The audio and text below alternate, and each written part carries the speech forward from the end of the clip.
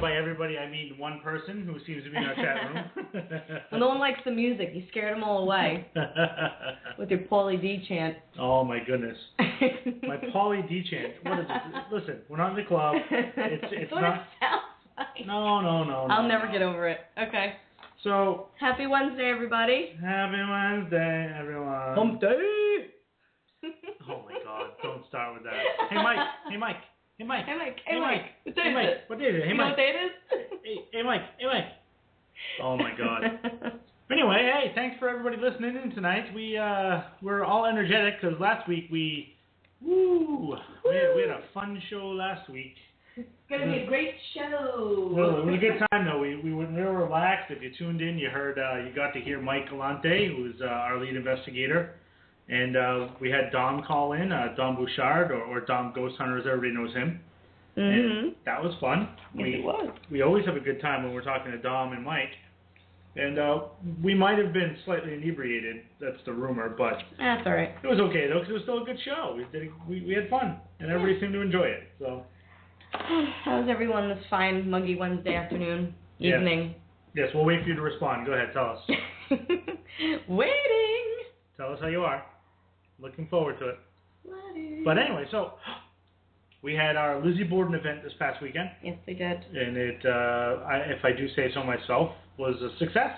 It was. Nobody was hacked up or chopped up at any point in time during the night. And it was fun. It was a good time. Everybody got along. Mm-hmm. Everybody got some sleep, whether it be 3 hours, 2 hours, an hour, but everybody got some sleep. Most of us had paranormal hangovers the next morning. Paranormal hangovers for a couple of days. Yeah. That's the word on name the of the show. show. But no, we had a for those of you, I'm sure most of you who listen are paranormal investigators. So we don't really need to explain what a paranormal hangover is. However, but you should, because there are some people that aren't investigators and maybe don't know. Well, then I guess I'll just tell them. Shall I? Yes, you shall. Okay. So anyway, somebody somewhere along the way coined the term paranormal hangover for that feeling you get in the following days, weeks, whatever, after an investigation. At first, it's likened to a hangover from drinking. You're a little lethargic and maybe your head hurts. You feel kind of cloudy. Mm-hmm. But a paranormal hangover can last days, weeks, years even, depending upon how bad it is. Mm-hmm. It's just that after effect from an investigation, the excitement of it, the adrenaline rush, the letdowns, the highs, the lows, and even some of the crap you might take home with you kind of lingers around. Experiences that you may have had, whether good or bad. Exactly. Yep. So we had that sort of thing happen to most of us. Most of the people I've talked to from the event suffered some sort of a paranormal hangover for a few days. Some of us maybe our emotions were a little compromised and lashed out at people we shouldn't have lashed out at, and other people just kind of couldn't reconnect with the world for a few days. Close themselves off for a few days. Yeah. That's all right. It happens. But it was fun. It was a good time. We hope to do it again someday. I want to go back there. I'd love to go back there. I didn't think the room I stayed in was nice. Yeah. No, that was a good room. Yeah. That was the room that you stayed in was the same room I stayed in. So was it? The room that we stayed in was nice. I was for a second there going, where did I stay? What room was I in? It's just a nice house in general. Take away the fact that something horrific happened there. Yeah. It's just a nice house in general. Yeah. So we had that. I might have slipped out a major announcement earlier today and not told you about it, or told too many people about it, except for everybody on Facebook. Yep. So last to know, next last to year, find out. I live here, by the way. Just so you know, I live here. We share a room. Next year, May 23rd. That's Memorial Day weekend for those of you who aren't looking at your calendars right now. May 23rd, Fort Mifflin. We will have an all-day event, sort of like a con, like a Paracon style, where we will have vendors out in the open air. Mm-hmm. Inside, it'll be in the fort, but in the open air, and right in the parade grounds. I don't think that was called the parade grounds, but whatever. Continue. God forbid I call something the wrong thing. Jesus. So anyway, they'll be in the open air, but we will have lectures and workshops and demonstrations going on throughout the day. The fort themselves will have some things going on. Plus, we will also have our special guests, if you will, perhaps participating in with some lectures and whatnot. So it's going to be a fun day. There will be an investigation that night of Fort Mifflin. Tickets will be going on sale soon. We just have to finish getting everything squared away. Yeah. Vendor spots will be available soon, and all the information will be released as far as what the cost is going to be. We're trying to make it so it's not ridiculous, and I think everybody's going to be able to afford it and come and have a good time. Yeah, be good. So, Next week, see, we said goodbye to summer with the Lizzie event, and we're going to say hello to summer with Fort Mifflin. Exactly. I like to look at it that way, too. Yep. It's going to be, we have bookends, goodbye and hello. Yep. We're also going to be, hopefully, doing some sort of an event this fall. At the moment, we can't disclose where because they don't want us to. But let's just say it's in Massachusetts. It's in the western part of the state. No, it's not Houghton Mansion. It's actually a place that most people probably have never seen nor heard of, but should. So if we can get the okay to mention the name, we will. Otherwise, that will be going on at some point in time. Super top secret. Super duper top secret. Hopefully we'll have a guest whose name will just be enough for people to go, let's go investigate with that guy. Or girl. Or whoever it might be. No. So, horse, dog. Horse. With that horse. Horse. What'd you call me? A horse is a horse, of course, of course. What? Mr. Ed? We going on there? Mr. Ed. Bringing it back, Nick at Night style. I used to watch Mr. Ed on Nick at Night when I was little. With Wilbur? Yep. Wilbur. That was like cross between Ronald Reagan and I don't know what. So anyway, yeah. What else is new? I'm a little tired right now. We've got a cool guest tonight. We're not doing the spotlight tonight. No, we have a guest who we feel deserves our full attention tonight. Yeah, and for those of you who aren't familiar with Mr. Jeff Mudgett, shame on you. Shame on you. You're punished. I'd like to know why you're tuning in if you don't know who Jeff is. But Jeff is, and first of all, we met Jeff at Parahistorycon. Yes. We heard him before on Keeping the Spirits Alive. Yes. And sorry for the shameless throw out there. Self-promotion? Actually, no, Keeping the Spirits Alive is on before our show. So we heard Jeff on Keeping the Spirits Alive, and then we got to meet him in person at Parahistorycon too. And Jeff has written an incredible book called Bloodstains. Yes. And if you haven't read the book, you should, because he pretty much sums up the title of the book in his words in the opening. So, you know, that book is essentially talking about his family tree, his stained blood, if you will, and it's. I don't want to give it away. I'll let Jeff give you the lowdown on it, because his connection to a person of historical significance for our country. Yeah, and if you haven't heard the name H.H. Holmes, then you need to look it up. You need to read Bloodstains. Yep. And then you need to start doing some research, because this dude, he's an intricate person. Yeah. He was an intricate character. Read Bloodstains first. It's an easy. I don't want to say it's an easy read. I don't want to like belittle anything that Jeff wrote, but it flows very nicely, and it's the kind of book that anyone can pick up and get into. Yeah. It's not too technical. It's not drab. It's actually the way that he. That's what I'm looking for.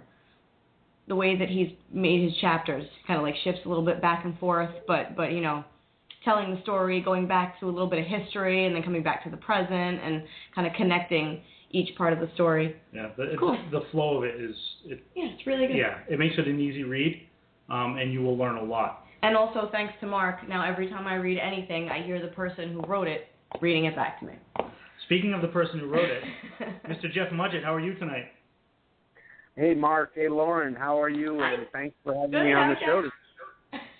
Thank you for coming on. We're excited to have you on. This is we're very excited to have you. We're trying to figure out how to segue. How can we throw Jeff into the mix here and make it important and big? So we decided to kind of wrap a whole month here of September around authors. Yeah. And you're kicking it off, and I don't think there was anybody better that we could have had on. Well, that's quite a privilege and an honor. Thanks. Well, thank you. Sure. How have you been, my friend? Good. We're working on preparing for the big event at the end of the month in Philadelphia. We've got 2 grand jury proceedings about proving that H.H. Holmes was Jack the Ripper, and we're going to seek an indictment with a jury, a sworn-in jury, after we present evidence based on federal law and see how the jury decides. I'm really looking forward to it, and we've been working for 2 weeks straight now on our presentation of evidence so that we have it right. And to tell you the truth, I'm excited, I'm nervous, and I tell you what, I've been waiting for this for 2 years now. Oh my Wow, gosh. that is so, kudos to you, man. That's an incredible achievement that you finally got them to do the hearing. That's right, and it's the Newman University in Philadelphia. They're going to sponsor it. We're going to be interviewed by the National Public Radio first, and then the local television is going to cover it too. So it's a big deal. The fella called me today and said that we're going to have criminologists there, lawyers, judges. We're going to have historians. We're going to have ripperologists. We're going to have Holmes experts, and I'm going to have a lot of very tough questions. Yeah, I can imagine. And if anybody's going to be prepared, we know that you will be prepared for all of it because, after spending just the brief amount of time we did with you at ParaHistoryCon, man, you've got your stuff together, and you've done so much research into your family, let alone just H.H. Holmes. I mean, this is something that again, we're going right down the bloodline here, and this is somebody who was impactful on your life and your family. That's right, and that's what I tried to explain to people that are considering reading the book, Mark and Lauren, is that it's not about H.H. Holmes, it's not about Jack the Ripper, it's about the psychological journey that I took once my grandfather told me the truth about who we were and who we were related from, and it's that change in life that I had, the actual tilt that changed everything that I thought real and right and wrong, and that's what the book's about. So when someone asks me, is it all about Jack the Ripper, is it all about H.H. Holmes? No, not at all. It's more about me and my grandfather and how we changed what we thought of each other after having spent life ignorant of having descended from the most evil man that ever lived. Yeah. Right. And I think that's a fair statement there, by the way, saying that, because all evidence points to the fact that this other than obviously people like Hitler or somebody like that, single-handedly doing the deed himself. Yeah. Right. This guy was a bad dude. Yeah. And I hate to say it that way. I'm just, I guess, a little bit keeping it light here because I know that this is something that you've been into for years and years, and I'm just curious. And the book translates it very well. But when you first found out, I mean, you can tell it in the story all you can. But when you first found out that who H.H. Holmes was and how diabolical the man was, and that you were a direct descendant, what was that gut feeling? What did that feel like when you found that out? And that's exactly where I felt it in my gut. But try to imagine suddenly learning that the reason you're here today, the reason I'm talking to you and Lauren, are the conscious decisions of this monster. And try to put yourself into that place where, and that's what I ask my readers to do. Push me aside, step into my shoes, and ask yourself what you would have done. But that place when you learn that his decisions are why you exist, why you live, it's a tough place to be.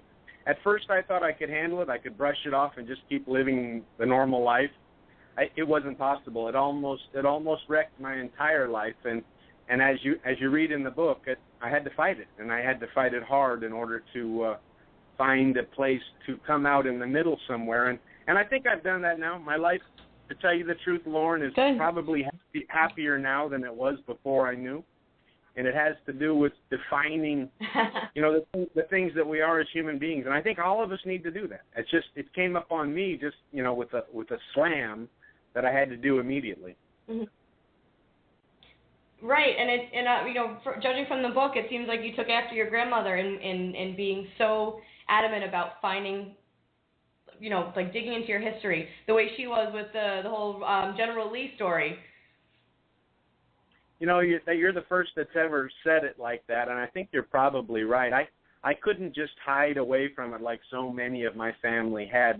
They were denying that it ever happened, to tell you the truth. And I knew that it was going to come out in movies. I knew that other authors were writing, bestsellers about it, The Devil in the White City, etc. And that I'm the type that would rather get out in front of a story like that and tell it from my perspective. And I think I've done that in the book, and pretty much most people that read it enjoy it. Some people are very angry after reading Bloodstains, and I can understand why. I was at a party about 2 months ago, Mark, 3 months ago, and I had a lady come up to me and tell me that I was a poor excuse for a human being, and she threw her cocktail all over me. Oh, my God. Seriously? Yeah, so I get different reactions from people from reading the book, which my other author friends tell me is a good reaction to a book that actually touches people's souls. So maybe that's what it did. Well, yeah. I mean, to get angry enough to throw a drink at you, to travel all that way just to throw a drink at you, you had something. You did something to her. Yeah, and she didn't explain it to me. She stalked out of the room. Poor Jeff. I have another question for you, Jeff. Sure. If it's okay, if you don't want to talk about it, that's okay. But I'm wondering about, you talked about your relationship with Grandpa Bert, with Pops. Do you think that if he were around today, do you think that he might have opened up a little bit and might have answered some of the questions, some of the things that maybe he knew about the family that you don't or didn't? Lauren, you should have been a psychologist. These are good. Having known him, I doubt it. He might have been proud of me for writing the book. He might have silently nodded to me when I wasn't looking his way. As far as being loving, as a grandfather should be to his grandson, I doubt it. But I think this is what he wanted me to do. He just was a little bit of a robot. He didn't know how to express emotions very well, and for him to change, at that late age, I kind of doubt he would have. Yeah. Wow, that's. I'm sorry, I'm speechless here because I'm actually sitting here like I'm watching and listening to the radio show for a moment. You captured me, Jeff. I'm sorry.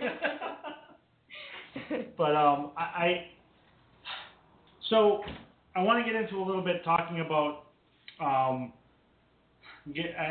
the book itself, yes, but I want to talk a little bit about, because people are listening because they want to know a little bit more about Holmes.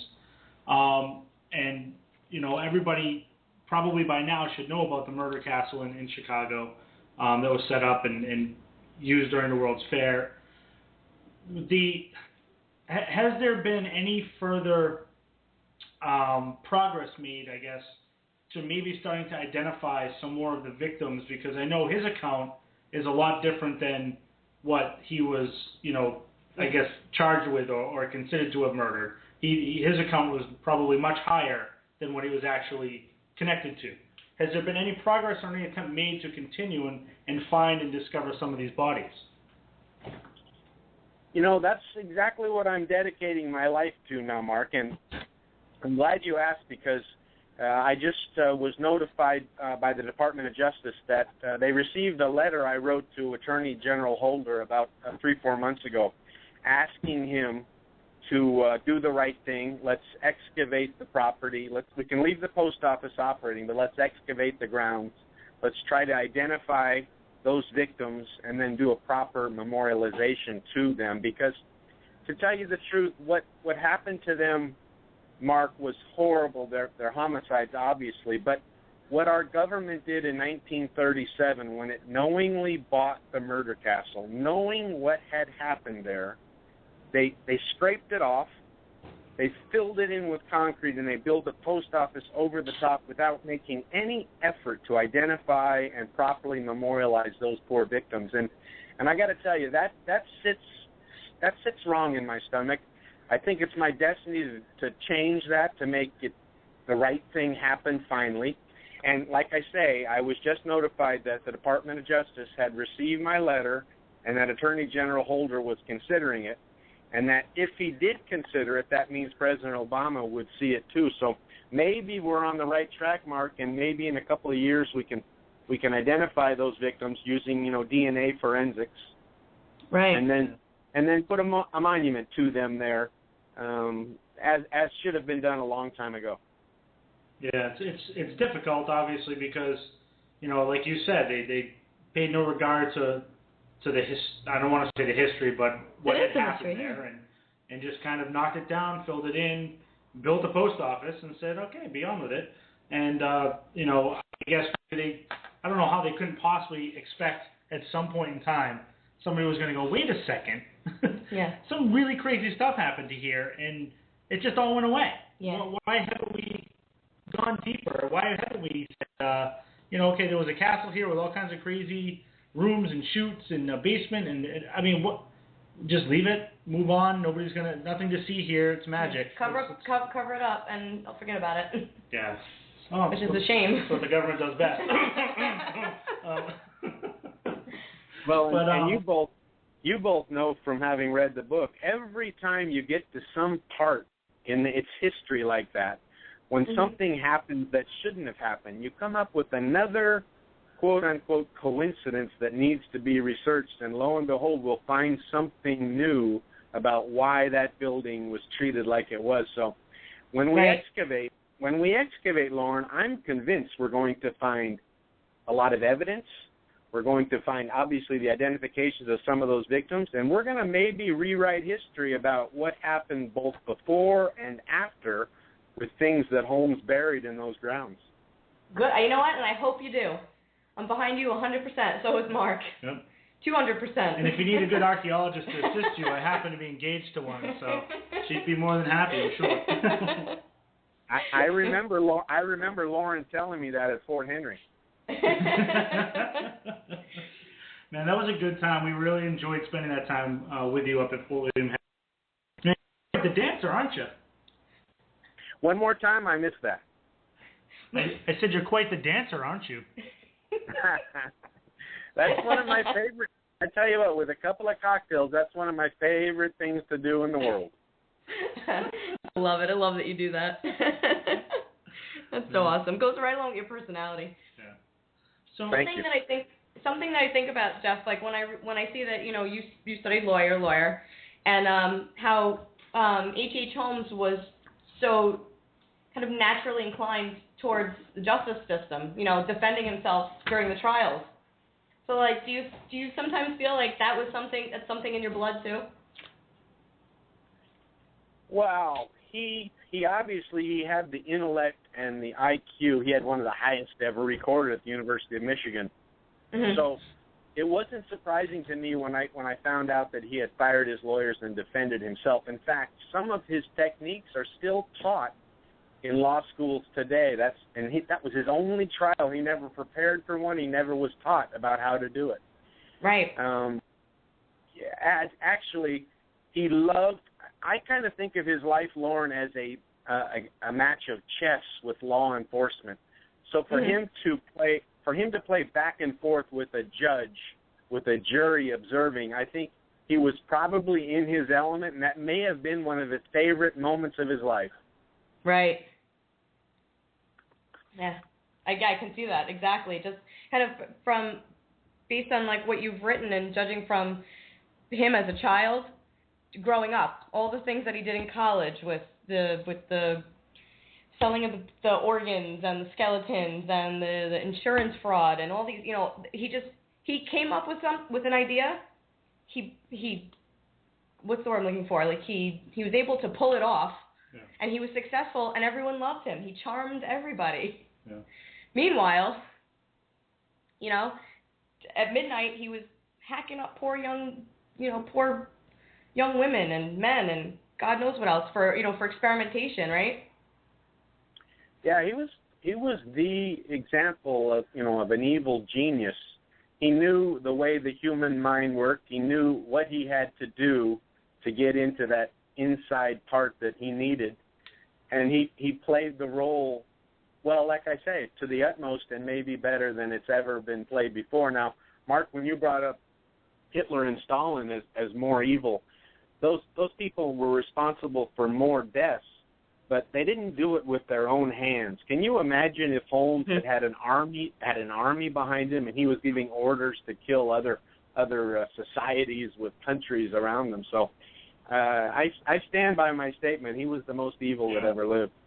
Yeah. No, he definitely, and I was, by no means was I trying to, by no means was I trying to dilute the statement. Mm-hmm. I just was, saying, okay, like you said, yes, they've killed more people, but he did it single-handedly. He did it with his own hand. And, I mean, he strikes me as the type of person who wouldn't have wanted armies and people to do it for him anyway. He would have rather have been able to just go out and, my God, just whatever he could get away with without getting caught and making it so... The thrill of the chase kind of thing, making it so clean and so unsuspecting, I guess. And then this guy, how could he possibly have done this? So to me, that's where you're absolutely right. He definitely is probably one of the most evil men to ever live. I have a sort of a personal question for you. We're talking a lot about Holmes, but like you said, Bloodstains is really about your personal journey. I really am curious if there are days, and I'm sure there are, where you sort of just have to take a step back, take a deep breath, and just sort of emotionally regroup yourself and snap away from the research and just reading about all these things that he did. It happened a lot while I was writing the book. I didn't know about my mental condition, the epilepsy. I didn't have the medicine that I take now. I would suffer the seizures where Holmes would actually talk to me. The neurologists all state that as normal, that's what happens in a seizure. You have voices come into your head. I tend to doubt what they say, and I try to argue it in the book. I think it was more than that. But I haven't had Holmes talk to me in maybe a year or two now, and I don't think he's ever coming back. And I think I've pretty much handled that part of my life, and now I'd just like to try explaining to the people that read the book, not so much, how Holmes killed a young lady in which room of the basement, but more the boundaries of our human nature, what we're capable of being. And this is obviously the outer limits, excuse me using that phrase, but this is the example of it. And I think people need to learn that it wasn't the result of him being beaten as a child. It wasn't any mental illness he suffered. This was a man who could have been a Louis Pasteur. He was that intelligent. He could have cured cancer maybe. Instead, he decided to murder. He decided to torture. He decided to experiment with innocent human beings who had no business being strapped to a table while he worked to see what they could survive, from him. So I think we need to know as a society, as a race, what we're capable of, and I think Bloodstains goes a long way describing it. Wow. Yeah. And you're right on there. I think that you've done that. And again, if anybody out there hasn't read the book yet, or has been a little bit on the fence about doing it, saying, "Oh yeah, I'll get to it," do it. The book doesn't cost $500. No. You can get the book for what is it, $10.99, I believe? I think $14.85, right? $14.95. The book is not. It's affordable, and it's definitely worth the read. Yeah. But this is American history we're talking about. This is world history we're talking about, not American history. Yeah. And this is also, the story of a man's life finding out about that. You recently, from what I gathered on Facebook, you recently did some TEDx talks. Is that correct? No, they've got me scheduled to do one next month. I haven't got the final word yet, but I am so excited about it. I mean, TED, as you know, TED Talks is maybe the epitome for an author or an artist. They cold called me, decided they had watched the History Channel show Haunted History, where I went down into the basement with the History Channel film crew, and they decided they wanted me to come up and talk about that change in my life, having learned who I was. And their episode next month is called Tilt, TILT, and Okay. and they're having people talk that have had events in their lives which change them black and white, and they consider what happened to me as a tilt. And I tell you what, I was so excited. They told me that I'm right there. They haven't given me the final word yet, but when they do, in the next couple of days maybe, it'll be October 16th in Vancouver, Canada. Wow. Awesome. I'm excited for that. I love the TED Talks. Yeah. They're so informative and just cool. Yeah. It's a very cool atmosphere. Yeah. You learn a lot about it. It's a great forum. Yeah. And like you said, the epitome for any artist or writer. They're. I bet you there's a ton of people out there who have no idea about the TEDx Talks. We actually had Jeff Belanger on a couple weeks ago, and he had done one of the TED Talks. And that was a fantastic, quick little half hour. Not even. It was like 10 minutes about ghosts in the White House and the history of the White House. And, and it was just, I'm excited for that. Yeah. It's going to be cool. Oh, so Jeff was on TED. Yeah. Yeah. Oh, excellent. He would have been great on it. Yeah, they only give you 18 minutes. They only gave Steven Spielberg 18 minutes. They gave President Clinton 18 minutes. You get to get up and say your piece and get off the stage. Yeah. Get on it and get off. See you later. Doesn't matter who you are. Get off. 18's up. Get out of here. Wow, that's excellent. I can't wait to hear those and see them too. I'm really looking forward to it. So, getting backtracking here a little bit to your trip coming up soon to do the inquest here. The Inquisition in Philadelphia. You're traveling to Philadelphia for an Inquisition. But going to Philly coming up soon. How involved is this going to be? Days upon days? I mean, do you have a time frame of how long this is going to be going on, or? I like the word inquest. I might change the whole event to do that. No, I'm kidding you. It's a grand jury proceeding. It'll probably last 2 hours. It's at a university in Philadelphia called Newman. It's a Catholic university. It's a beautiful college. They contacted us out of the blue and decided they wanted us to do the first grand jury about Holmes maybe having committed the murders in London that we're all familiar with. And then right after they agreed to, the Ebenezer Mansion in downtown Philadelphia, which was built in like 1855. I think it's a gorgeous old building.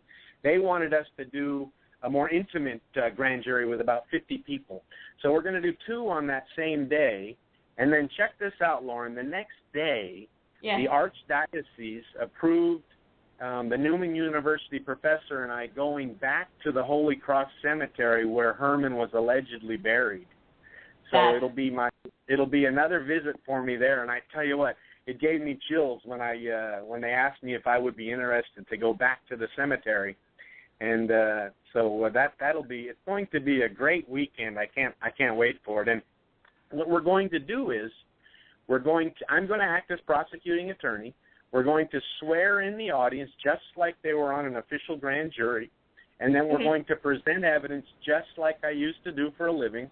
And at the end of it all, I think we've got 30 pieces of evidence now. At the end of it all, they're going to vote to see if we can raise a quorum to indict Holmes, if he was still alive, obviously, so that he could be extradited to London to stand trial for those murders under English law. So it's the first time anyone's considered doing it this way, which is the right way. It should have been done this way a long time ago. Yeah. Because you know what happens, Mark? Authors think they can prove homicide. No author can prove any homicide. It's done beyond reasonable doubt in a court of law using the rules of evidence in front of a jury and a judge. Writing a book doesn't qualify for that. So I'm going to try to set all the doubters aside, because I got to tell you, when you start talking about theories of who Jack the Ripper is, the angry, mean people come out of the woodwork. I still haven't figured out why. Maybe you both can help me with this, but they get very angry, and the closer you get to proving this, the angrier they get. You guys have any idea why? No, I don't. I'm actually more curious. I get happier the closer you get. It's that whole mystique of who he could have been and not who he was. Everybody wants to imagine he was some great doctor who just went rogue and started hacking people up or something. Or I even saw something the other day that said Vincent Van Gogh was Jack the Ripper. Yeah. That was I chuckled at that a little bit too. But how can you give our listeners a little bit of a obviously you can't give them anything too great, but a little bit of a taste about how the pieces started kind of fall into place for you about Holmes and the possibility that he could have been, or the what you do believe is the fact that he was Jack the Ripper. Oh, no problem whatsoever. As a matter of fact, if they go on my website right now at bloodstainsthebook.com, bloodstains the book, all one word, .com, if you go down to the bottom of the home page, there's two of our best pieces of evidence at the bottom of the page. The handwriting analysis we do comparing Holmes' writing with the Dear Boss and the From Hell letters, the Jack the Ripper letters, and then also the computer composite that was created by the Scotland Yard and the BBC in 2006 using the 13 eyewitness testimonies that there were during the times of the murder. So what most people don't realize, Lauren, is that there were 13 eyewitnesses to what Jack the Ripper looked like. Mm-hmm. And the law enforcement considers them credible witnesses. Most times when you have a homicide or a crime like this, some eyewitnesses come in and law enforcement immediately throws them away. They know they're not good. These are strong witnesses who had a good look of the killer. So what they did in 2006, they took it to this computer that Scotland Yard uses to create a composite image of a face or a profile. They ran these 13 testimonies in, and they came out with an image. And it's on my page right now, on the home page. And then what we did, my friend John Stevenson, he's a computer genius. He's probably friends on your Facebook page. He's a paranormal investigator in Chicago, one of the best. But he created a morph program so that the photo of Holmes morphs into that computer composite of Jack the Ripper. And if you go to the home page, you can see it right now, and it's an amazing similarity. I took it to an investigator in Virginia that did this for a living, observing computer composites. He said this was the closest he ever saw in his career. So those are two of the 30 pieces of evidence we're going to put up on stage for the grand jury to consider. It's very strong evidence. It's very strong. It's not DNA. We don't have a video of who the killer is, but we have as much as you could possibly have after 125 years after the crime. Yeah, we're just looking at the picture, and that is just, I get the chills looking at it, Jeff. I was watching the other day, and I'm like, come on, man, this is almost dead on. Yeah. Are you kidding me? Yeah. And I swear to God, there's no photoshopping there. There's no playing with that picture. What you do is what some people will call me and say, Jeff, the composite looks like Freddie Mercury. It does look like Freddie Mercury. He kind of does. Look at the bridge of the nose and compare it with Holmes's nose. Look at the earlobe. Look at the eyelid, the bottom eyelid. Look at the jawline. That's what the expert was telling me to do. And when you take those particular parts of that image, which he said that's what a professional expert looks for, he says they're right on. Yeah. Yeah. And you even went through the trouble on your page of saying, that this is a series of photos that it's a time lapse of the photos being overlaid each other. Yeah. It's not, it's not a computer program just sort of adjusting the pictures to make them fit. Yeah. To me, it's uncanny.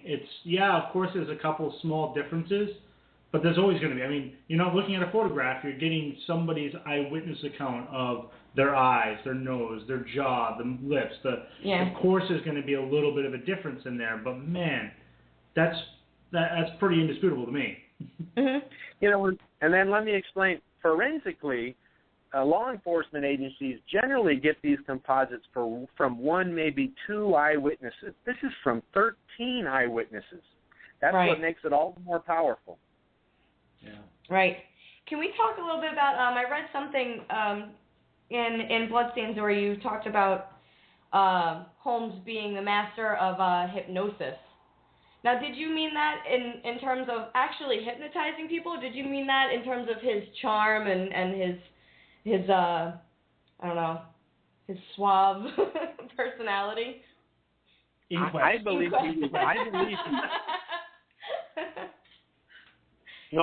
he was a master at hypnosis. I know that the instruction the judge gave the jury and the witnesses was true.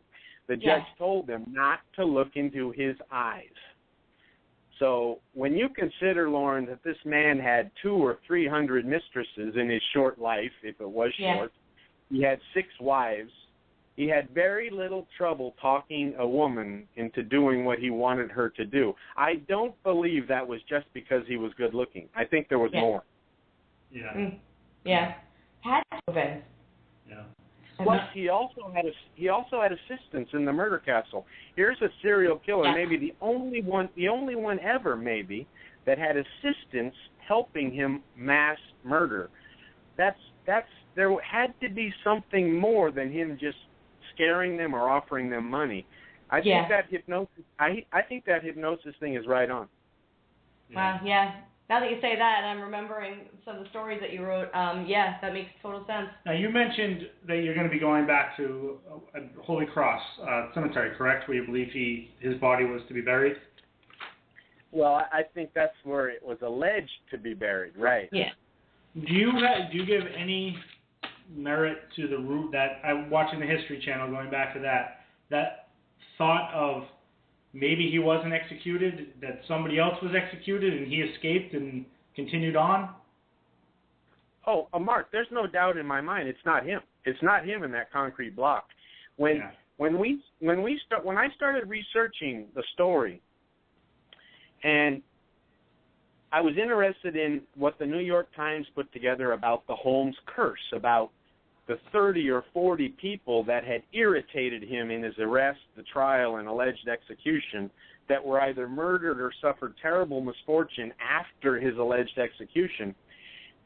And then I started looking at the strange, the weirdness of his execution, how things, they didn't follow the law, they didn't follow the rules, they did everything different. And then that concrete stuff where he comes off the scaffolding and immediately goes into a coffin and concrete is poured over the body.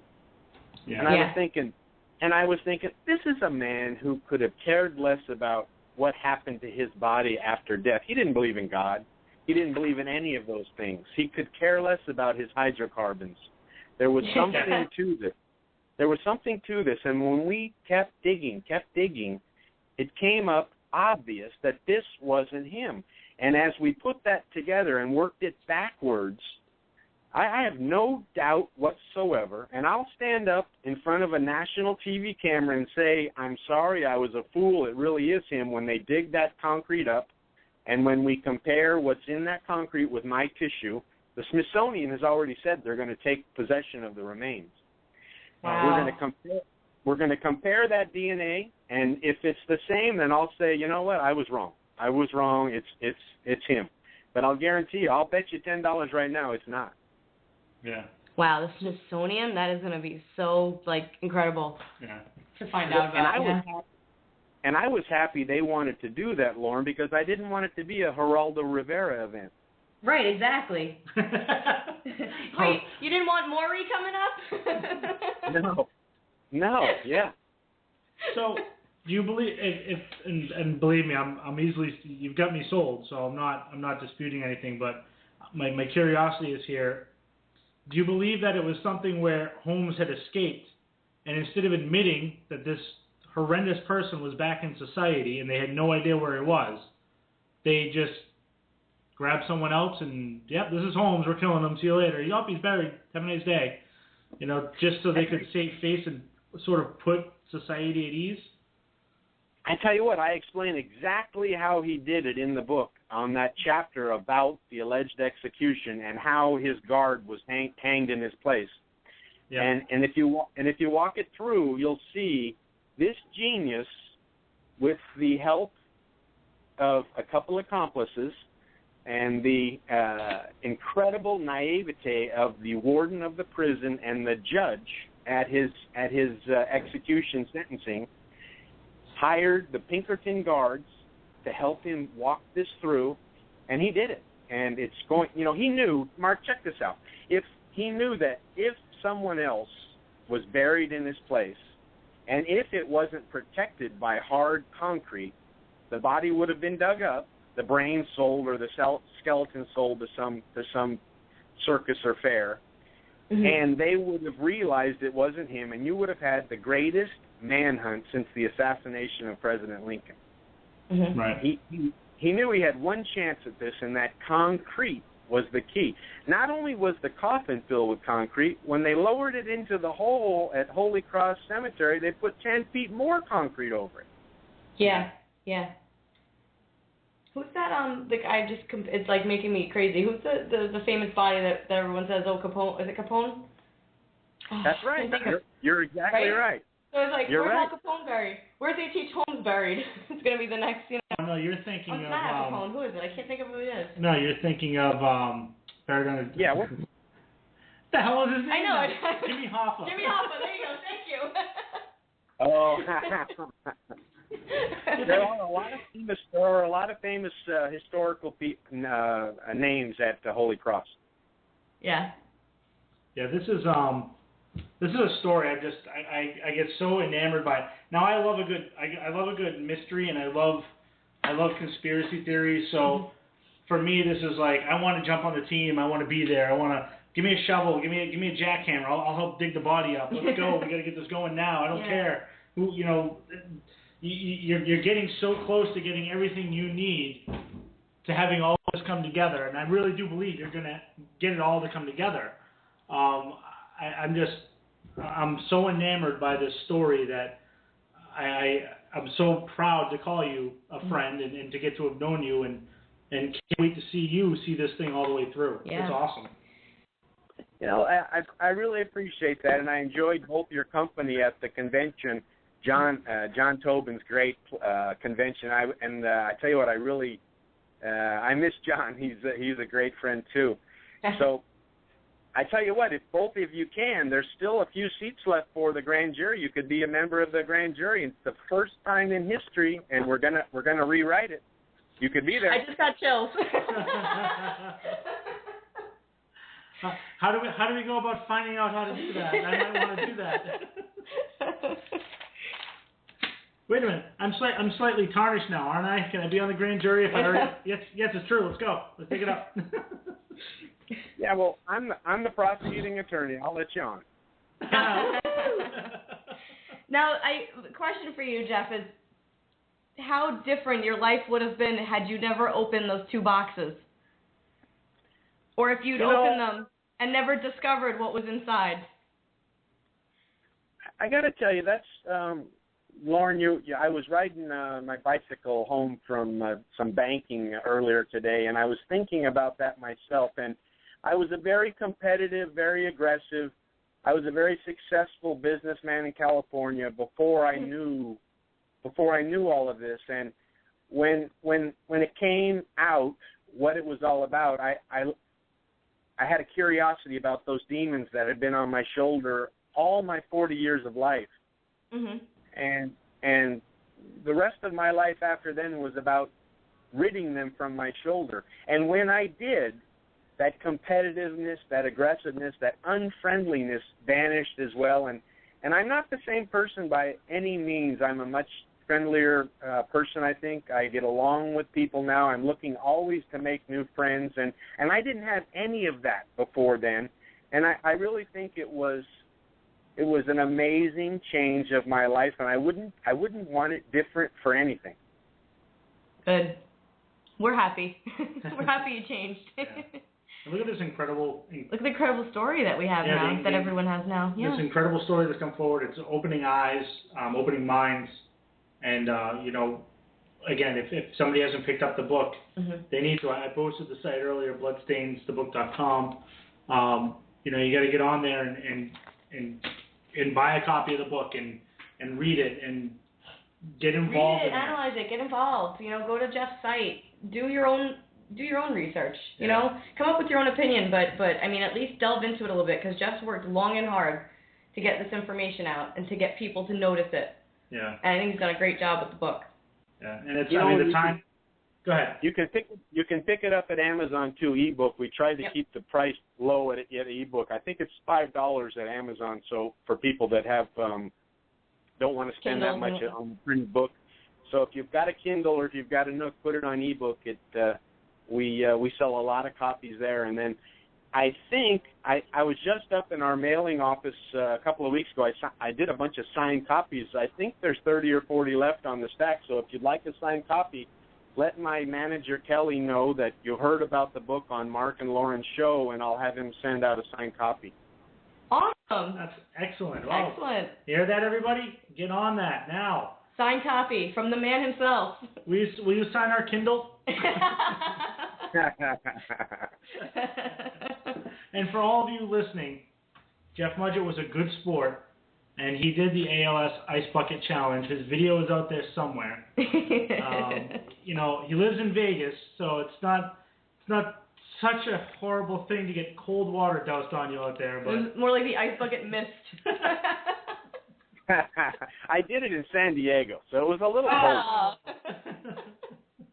Dang it! But you know, and I got in trouble. I had to donate a little bit more money because I cussed when the ice was going down my shirt. I think you're allowed. Yeah, you get that freebie, Jeff. It's all right. Is there anything else that you would like to? Go ahead. Yeah, before we end the show tonight, I'd like to tell people the book is not for everyone. I don't try to sell it to everyone. I generally ask people, if you like Stephen King, if you like that type of feeling that he can generate while you're reading the book, you'll probably like Bloodstains. If you're not into that horror, terror genre, don't do it. It's not for you. It's a book that I hope makes you look at who you are yourself. And like I said earlier, what would you have done had you found yourself in my shoes and your grandfather told you this horrible secret and it changed your life? That's what I want you to get from the book. And if you think you want to take that voyage, take that journey, give it a try. Many people tell me it was a satisfying trip for them, and they're glad they did. Good. Yeah. Good advice. Yeah, definitely. I agree. I mean, who hasn't wondered where their family tree goes and, you know, where that history starts for them? And, you know, some curiosity will get you just some people who came over from, you know, the motherland. Mm-hmm. And other people will find out that the most notorious serial killer in the history of the world was their great-great-grandfather. So, yep.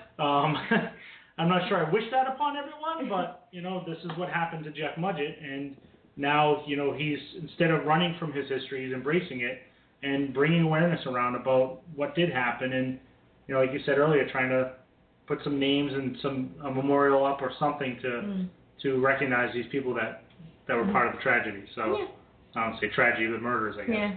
Yeah. Is there anything else you want to plug or any websites or anything you want to throw up there before we let you go, Jeff?